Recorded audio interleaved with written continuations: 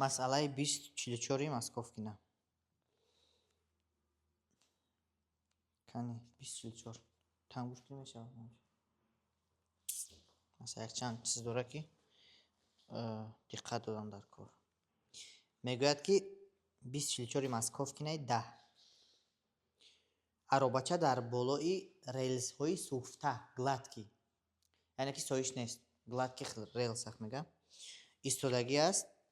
Одам аз як тарафи ана ҳамаи аробача дар болои аробача аст.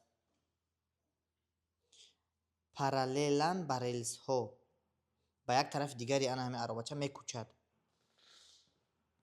мега аробача нисбат ба замин ба кадом масофа ҷой иваз мекунад агар массаи одам 60 килограмм, массаи ароба 120 килограмм ва дарозӣ 6 метр.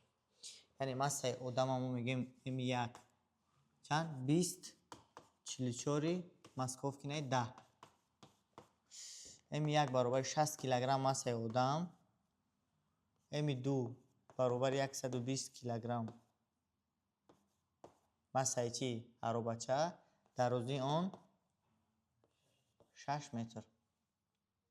хайр мо бояд ёбем ки аробача яъне м2 чӣ қадар s2 меравад ё ки чӣ қадар кӯчиш мекунад. фарз кардем ки хайр биён s2-ро бояд ёбем. ана аз ки не аробача фарз кардем хайр не чархош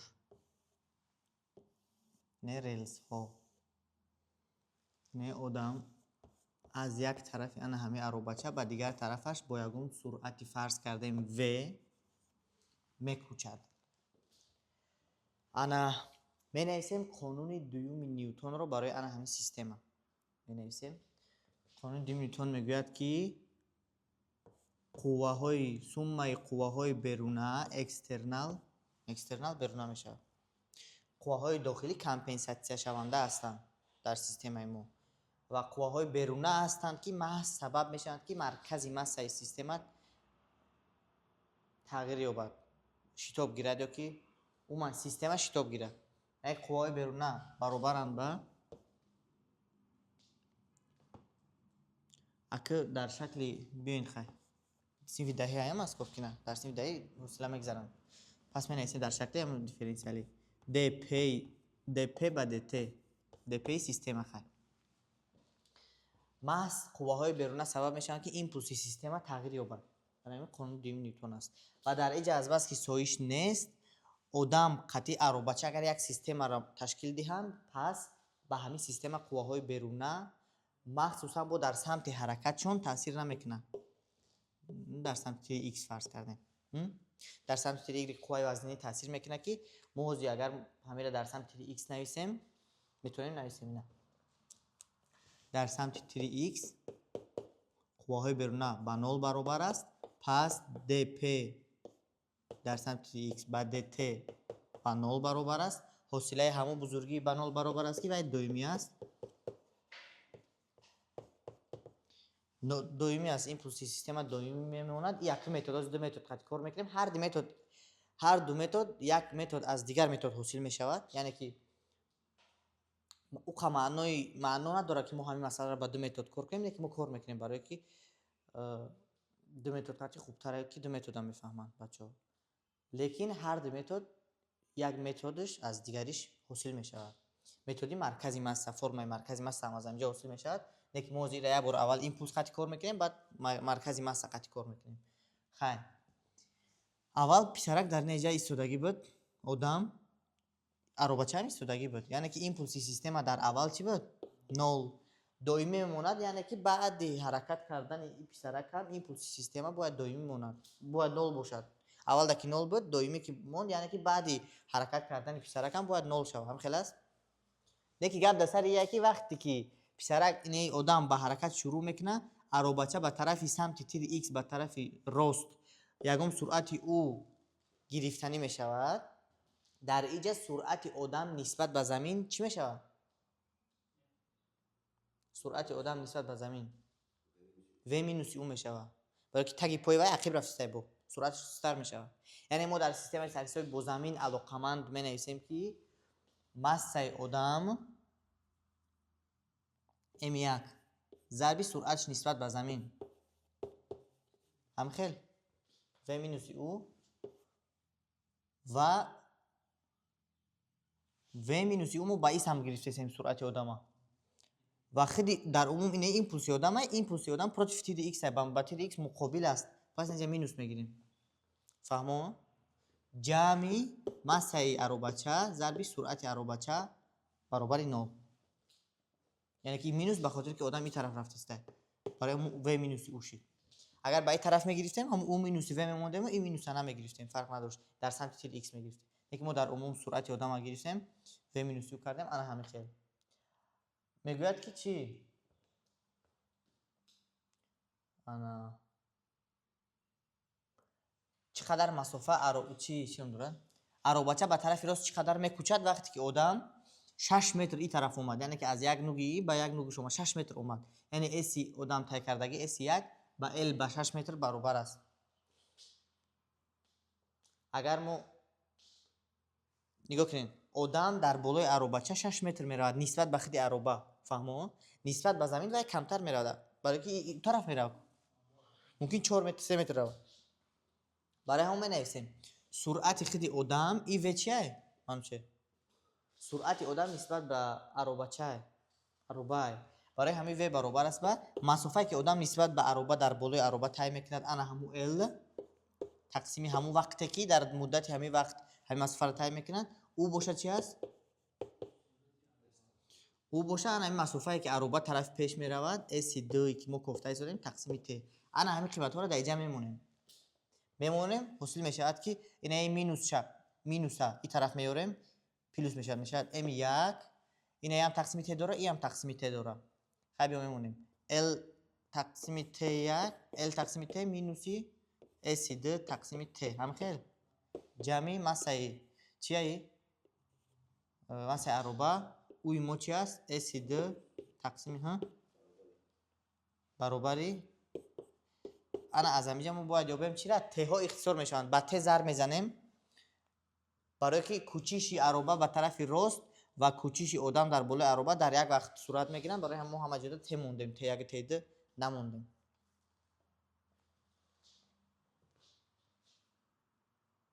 انا از اینجا باید چی را بیم s3 یابیم.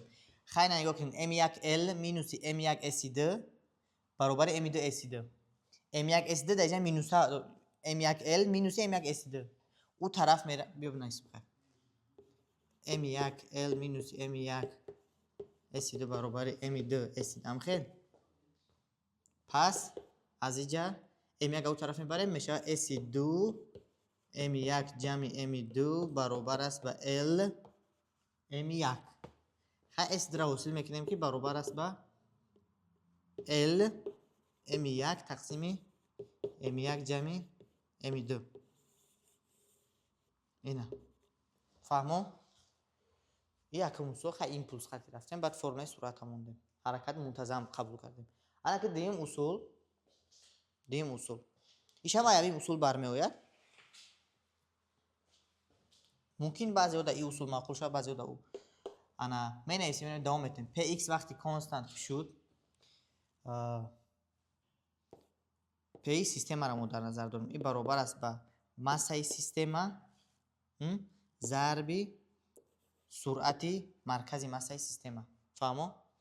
سرعت مسه وقتی دائمی شد مسه سیستم تغییر نمی‌یابد، حرکت ریلاتیوی نیست، حرکت کلاسیکه برای همون مسه تغییر نمی‌یابد. مسه که تغییر نیابد پس سرعت هم تغییر نمی‌یابد. همین خیلی است.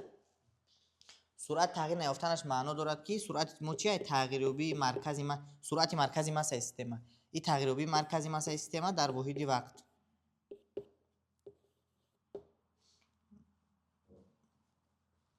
چند؟ 0 میشه. بازی نه سرعت تغییر نمی‌یابد کانستانت ها خیر و در همین سیستم ما اول در چی است؟ در اول سرعت نداره، سرعتش 0 است. پس داخل این کانستانت شد، پس سرعت باید تغییر نکنه. سرعت مرکزی ماسه در درون در یا ممکن این طرف حرکت کنه که سرعت مرکزی ماسه شود باید تغییر نیابد. همین خیلی است. پس می نویسیم مرکزی ماسه سیستم فرض میکنه که در اول بود x3 بعد چید x3 شتریخ بعد که یا این طرف اومدن این طرف اومد این طرف شد x3 بود اول بعد x3 شتریخ شد. x3 اول چی از فرمول مرکزی ماسه را می نویسیم. فرمول مرکزی ماسه x3 برابر است به کوردینات که ادام جایگیر است، کوردینات که ادام جایگیر است x1 در اول فرض کردیم ماسه ادام پلوسی کوردینات که اروبچه جایگیر است x2 ماسه اروبچه تقسیم ماسه عمومیشون. همین خیلی است. این فرمول مرکز ماسه میدونی نه؟ خیر. نکی ما گفتیم که وقتی که اول در سرعت 0 بود، سرعت که 0 باشه پس تغییریابی انا همین چیز به عمل نمی آید. سرعت که 0 باشه قوای بیرونی که تاثیر نکردن پس مرکز ماسه سیستم XS چقدر کی بود همون قدر باقی میمونه. پس اینه برابر ای است یا که ای مینوس ای برابر 0 است. دلتا x 3 تقسیم دلتا ت برابر 0 میشه برای که این 0 بود. این کانستانت 0 است. یعنی که 0 هم باشه کانستانت نیست برای هم مسئله ما. خیر یا که ای به برابر است می‌نویسیم یا که ای طرحی برابر 0 هر دوش فرق نداره. یا کی خیلی می‌نویسیم دلتا x سنتری ماس برابر 0 بعد جمع مونه. انا که نگاه کنیم بعد اون که اینه آدم مقابل تری x مو x نیستیم. یگان مسافه چی را رفت؟ یگان مسافه l می رود. فهمو؟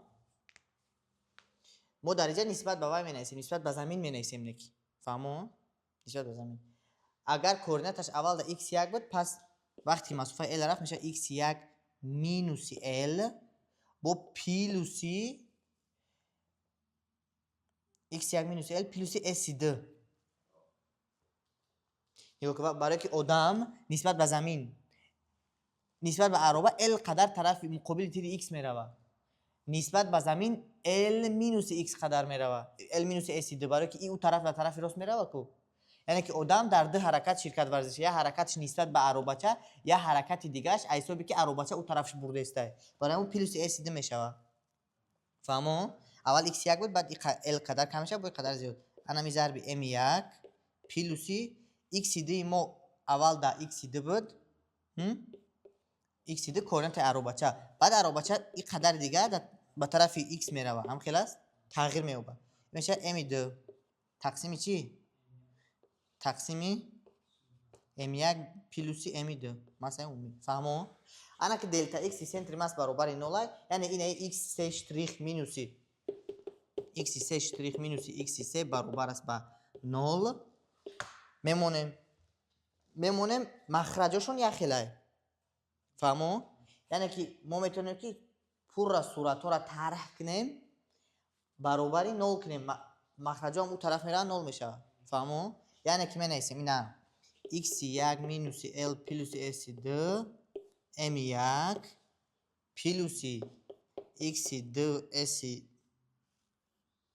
x2 پلوس s2 m2 هم خیلی مینوسی x1 m1 با مینوسی یا مینوس کردیم قسم میشه مینوسی x2 m2 برابر 0 تقسیم m1 جمع m2 اون طرف میره 0 میشه. فهمو؟ پس نگاه کنین x1 m1 دیدی در اینجا میشه x1 m1 داره مینوسه میره یعنی که اینه خطی نه میره tak x2 m2 پلوسه های خطی نه x2 m2 میره مینوسه قطعی میمونه قطعی ما این رفت اینه قطعی اینه x d m2 قطعی رفت موند مینوسی l m1 اون طرف میبرم میشه که l m1 هم خیلی